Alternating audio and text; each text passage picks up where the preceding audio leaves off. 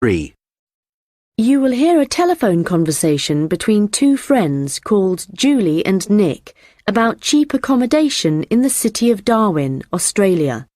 First, you have some time to look at questions 1 to 6.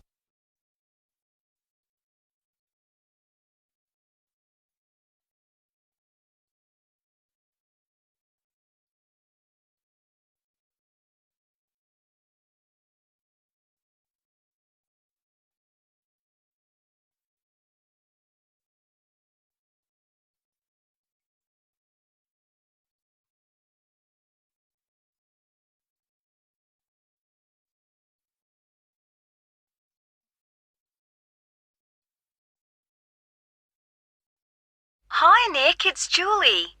Have you managed to find any information about accommodation in Darwin? Hi, I was just going to call you. I found some on the internet. There are quite a few hostels for backpackers there. The first possibility I found was a hostel called Top End Backpackers. Okay. It's pretty cheap. You can get a bed in a dormitory for $19 per person. Private rooms cost a bit more, but we'll be okay in dormitories, won't we? Sure. So, that hostel has parking, though that doesn't really matter to us, as we'll be using public transport. Yeah. Are there any reviews on the website from people who have been there? Well, yes. They aren't all that good, though. Some people said they didn't like the staff. They had an unfriendly attitude. That's quite unusual in a hostel. Usually all the staff are really welcoming. That's what I thought. People said they liked the pool and the fact that the rooms had air conditioning. But the problem with that was that it was very noisy, so they were kept awake. But it was too hot if they turned it off, so they had to put up with it. Someone told me there's another hostel called Gumtree something. Gumtree Lodge. It costs a bit more. $45 a person. What? Oh, no. That's for private rooms. It's $23.50 for the dorms. That's more like it. It looks to be in quite a good location. A bit out of town and quiet, but with good transport and quite near a beach. Has it got a pool? Yes, and its own gardens. The reviews for that one are mostly okay, except for one person who said they couldn't sleep because there were insects flying around in the dormitories. Not for me then. And I'd rather be somewhere central, really. Right. There's a place called Kangaroo Lodge. They've got dorms at $22, and it's downtown, near all the restaurants and clubs and everything. So that should suit you. And it doesn't close at night. So there's always someone on reception? That sounds good. The only criticism I saw was that the rooms were a bit messy and untidy, because people just left their clothes and stuff all over the beds and the floor. Don't hostels usually have lockers in the bedrooms, where you can leave your stuff? Yeah, they do usually, but apparently they don't here. Still, hostels are never particularly tidy places, so that doesn't bother me. And the same person said that the standard of cleanliness was pretty good, and especially the bathrooms. They were excellent as far as that went. Right. Yeah, I reckon Kangaroo Lodge sounds the best. Me too. Quite a lot of people reviewing it said it was really fun there. Like every night everyone staying there got together and ended up having a party. So it sounds like it's got a really good atmosphere. Okay, let's go for that one. Before you hear the rest of the conversation, you will have some time to look at the questions 7 to 10.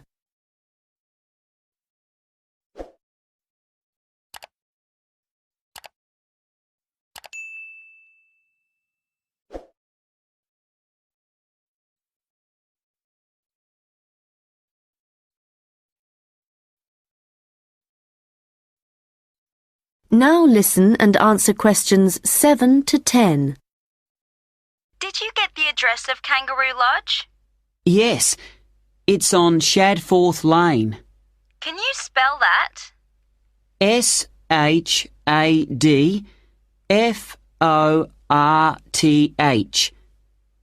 It's near the transit centre, where the intercity buses and the airport buses drop you off. Cool. I'm really looking forward to this. I've never stayed in a hostel before. Do they provide bed linen, sheets and things? Yeah. And you can usually either bring your own towel or hire one there, but they don't usually provide those for free. Okay. And what happens about meals? Well, you don't have to pay extra for breakfast. It varies a lot in different places, but generally it's okay. And there's usually a cafe where you can buy a snack or a hot meal for lunch. But actually, if you're really travelling on the cheap, usually for every 5 or 6 rooms, there's a kitchen where you can knock up a snack. And that saves a lot of money. Great. Right, well, shall I go ahead and book that? That is the end of section 1. You now have half a minute to check your answers.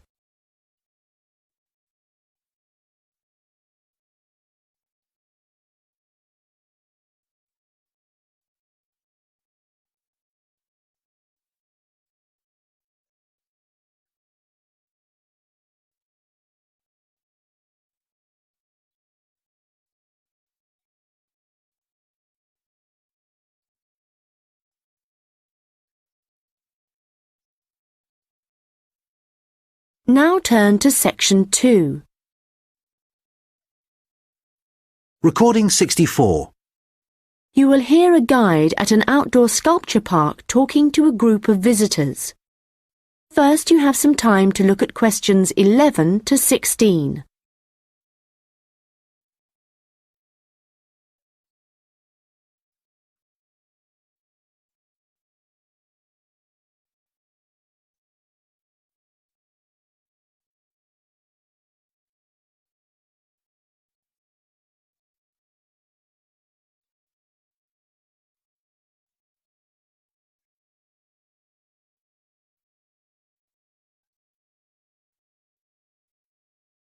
Hello everyone and welcome to the Anglia Sculpture Park. Right, well, the idea behind the sculpture park is that it's a place where works of art, such as large sculptures and carvings, can be displayed out of doors in a natural setting. As you'll have noticed when you drove here, most of the land around the park is farmland. The park itself belonged to a family called the De Quinces, who had made a lot of money from manufacturing farm machinery and who also owned substantial stretches of forest land to the north of the park. They built a house in the centre of the park, not far from where we're standing now, but this burnt down in 1980 and the De Quinces then sold the land. The Anglia Sculpture Park isn't the only one in the country. Several of the London parks sometimes display contemporary sculptures, and there are a couple of other permanent sculpture parks in England. But we're unique in that some of our sculptures were actually created for the sites they occupy here, and we also show sculptures by a wider range of artists than anywhere else in the country. For example, at present we have an exhibition by Joe Tremaine of what he calls burnt sculptures. These are wood and stone sculptures that he's carved and marked with fire to illustrate the ferocity and intensity of the forces that have shaped our planet over millions of years. They look really dramatic in this rural setting. To see some of the sculptures, you'll need to follow the path alongside the lower lake. We had to renovate this after the lake overflowed its banks a couple of months ago and flooded the area. The water level's back to normal now, and you shouldn't have any trouble. The path's very level underfoot. You should be back at the visitor centre at about 4 o'clock. If you have time, it's worth taking a look at the centre itself. It's not possible to go upstairs at present, as builders are working there adding another floor, but the rest's well worth seeing. The architect was Guy King. He was actually born in this part of England, but he recently designed a museum in Canada that won a prize for innovation in public buildings. If you want to get something to eat when you get back, like a snack or a sandwich, the terrace room is currently closed, but you can go to the kiosk and buy something, then sit on one of the chairs overlooking the lower lake and enjoy the view as you're eating.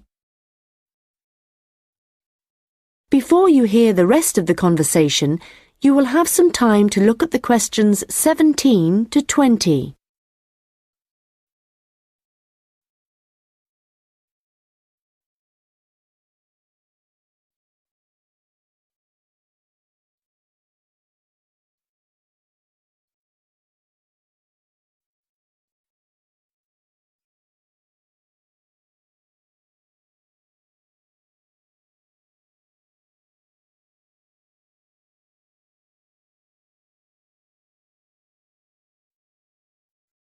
Now listen and answer questions 17 to 20.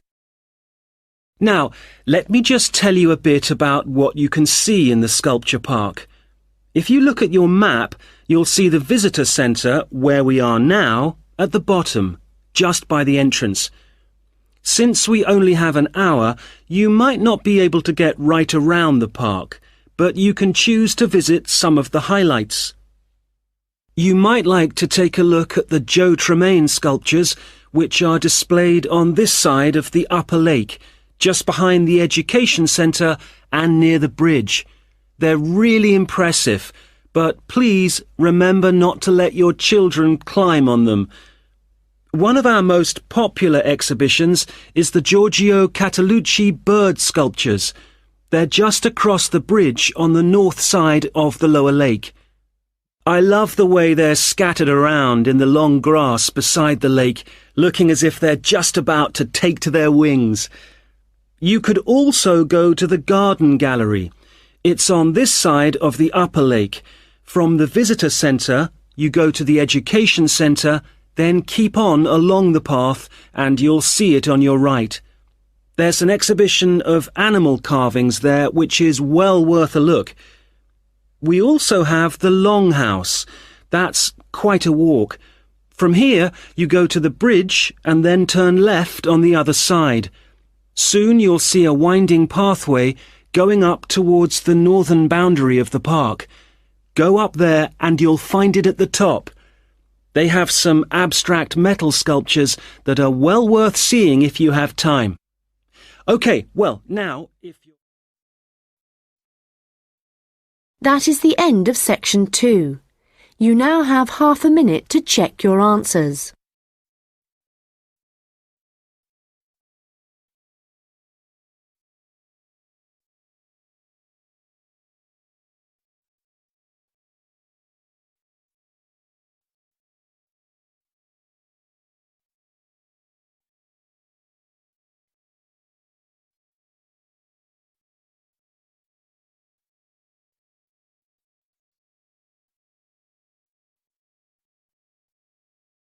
Now turn to section 3. Recording 65.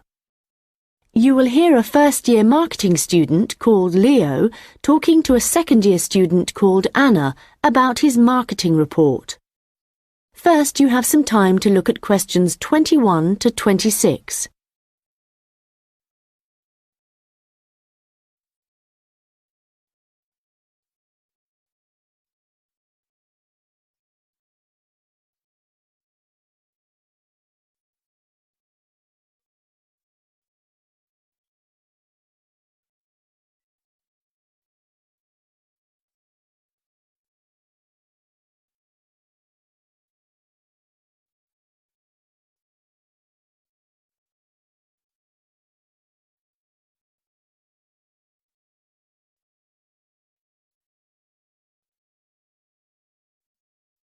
Anna, I wanted to ask you about my marketing report. I'm not sure about it. That's okay, Leo. So what do you have to do? Choose a product or service, then compare two organisations that produce it. I'm doing instant coffee. But haven't you got a weekend job in a clothing store? Why didn't you choose clothing? That was my first thought, because I thought it'd give me some practical examples. But when I searched for men's clothing on the internet, there were hardly any articles. So then I looked for coffee, and I found there were tons. Yeah, there are so many brands on the market now. Okay, so how much have you actually written? I've done part 1 on economic and technological factors. I found some good data on technological changes, how in Australia fewer people are buying instant coffee because of cheap coffee percolators that they can use to make real coffee at home. But there's also a movement away from drinking coffee. Switching to things like herbal teas instead because they think it's healthier. But that's not really to do with technology. It's more cultural. Anyway, for part 2, I'm comparing two instant coffee companies, Coffee Now and Schaffers, and I've made this table of products. Right. Let's see. So you've got the brand names and prices and selling size and descriptions. Okay, the table looks good. You'll get marks for research there. Where will it go? In the section on the marketing mix, under product. Not in the appendix? No. Okay, but it's too factual on its own. You need to add some comment in that section about the implications of the figures. Right. I'll do that. Now, I want to say that I think that Schaffers is more of a follower than a leader in the coffee industry. Now, I'm putting that in the section on market share. Does that seem okay? Let's see. So, you've begun by explaining what market share is. That's important. But you've got to be careful how you give that opinion. Do you think it should go in another section? Well, it's fine where it is, but you've got to back it up with some data, or they'll say your report lacks weight. Okay. One thing I'm worried about is finding anything original to say. Well, since this is your first marketing report, you're not expected to go out and do interviews and things to collect your own data. You're just using published data.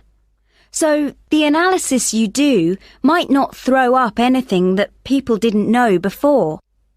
But the focus is more on how you handle the data. I mean, you might take something like a graph of sales directly from a website, but what makes your work original is the perspective you provide by your interpretation of it. Oh.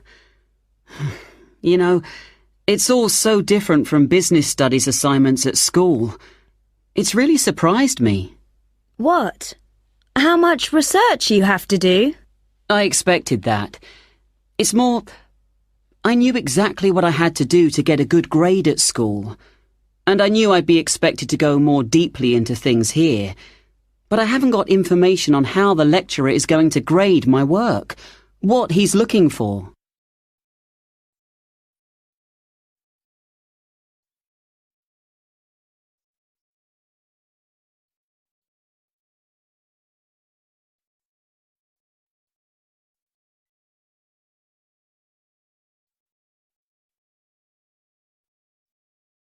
Now listen and answer questions 27 to 30.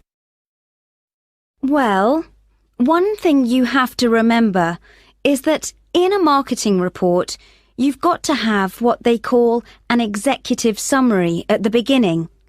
I forgot that and I got marked down. Yeah, I've drafted it. I've got an overview. Have you got something about the background there? Yeah. Good. So, I've just made a summary of the main points. I wasn't sure whether or not I should have my aims there.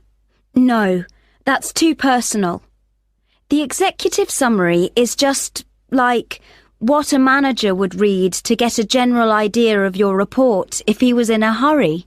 Right.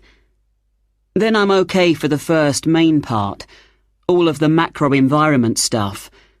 But it's when I get onto the problems section. I've listed all the problems that Coffee Now and Shaffers are facing. But then what? Well, you have to prioritise. So indicate the main problems, and then you analyse each one by connecting it with a theory. That's where your reading comes in. Okay. Have you done your implementation section yet? I've thought about it. So that's where I write about what could be done about the problems. Yes. And it's got to be practical, so don't forget to specify things like who would be involved, and the cost, and the order that things would be done in. Right. Well, that shouldn't take long. You'd be surprised. Actually, that's the bit that tends to get badly done because people run out of time. That and the conclusion. Oh, any hints for that? Well, it's got to draw out the main points from your report. So it's got to be quite general. You need to avoid introducing new stuff here. It's got to sum up what you've said earlier. Okay. Thanks, Anna. That's been a big help. That is the end of section 3. You now have half a minute to check your answers.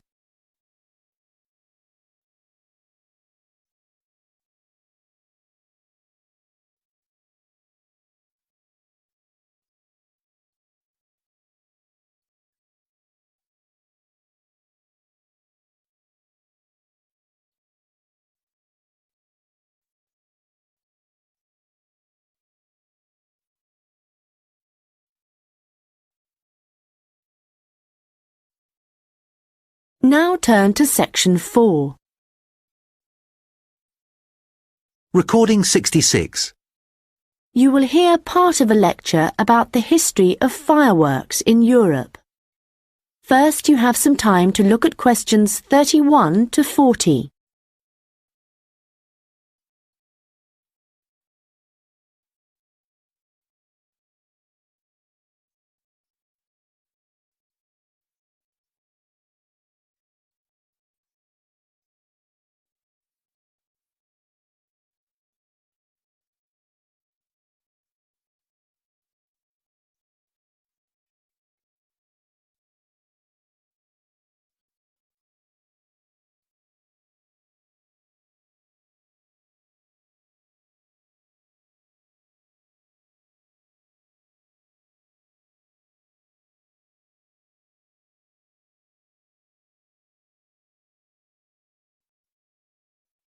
Now listen carefully and answer questions 31 to 40.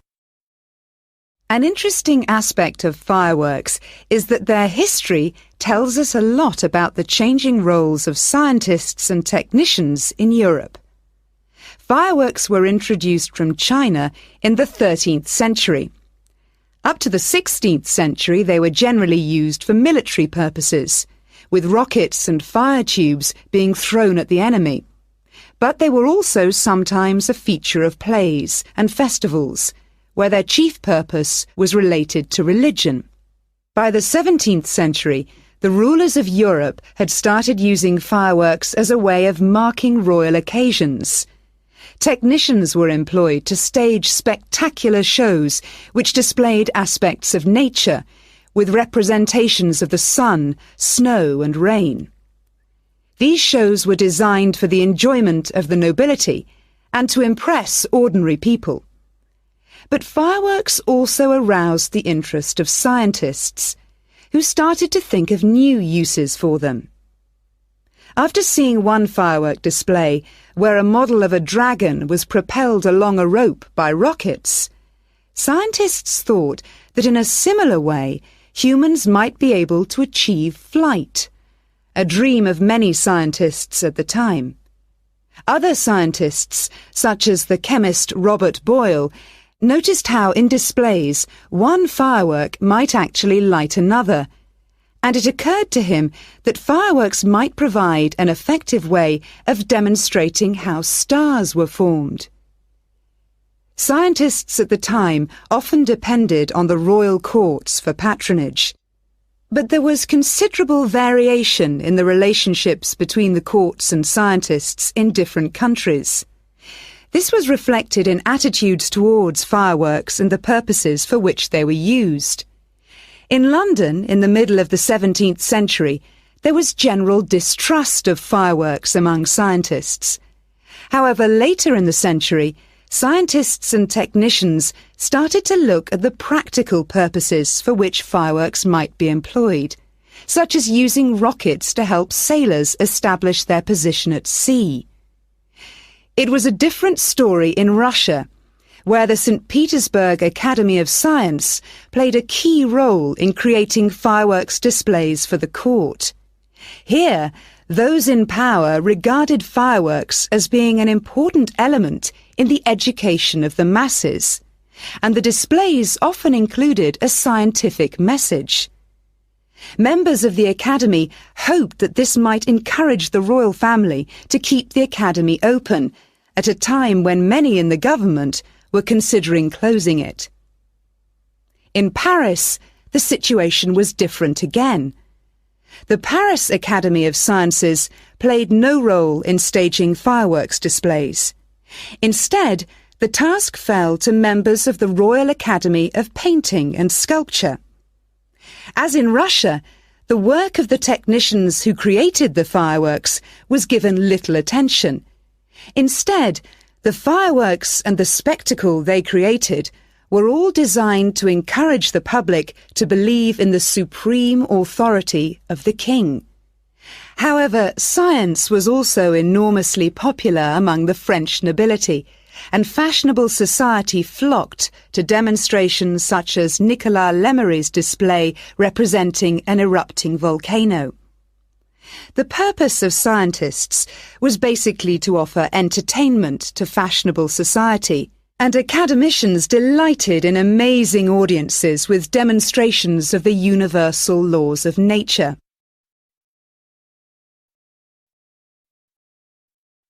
In the course of the 18th century, the circulation of skills and technical exchange led to further developments. Fireworks specialists from Italy began to travel around Europe, staging displays for many of the European courts. The architect and stage designer Giovanni Servandoni composed grand displays in Paris, featuring colourfully painted temples and triumphal arches. A fireworks display staged by Servandoni would be structured in the same way as an opera, and was even divided into separate acts. Italian fireworks specialists were also invited to perform in London, St. Petersburg, and Moscow. As these specialists circulated around Europe, they sought to exploit the appeal of fireworks for a wider audience, including the growing middle classes. As in the previous century, fireworks provided resources for demonstrating scientific laws and theories, as well as new discoveries, and displays now showed a fascinated public the curious phenomenon of electricity. By the mid-18th century, fireworks were being sold for private consumption. So the history of fireworks shows us the diverse relationships which existed between scientists, technicians, and the rest of society.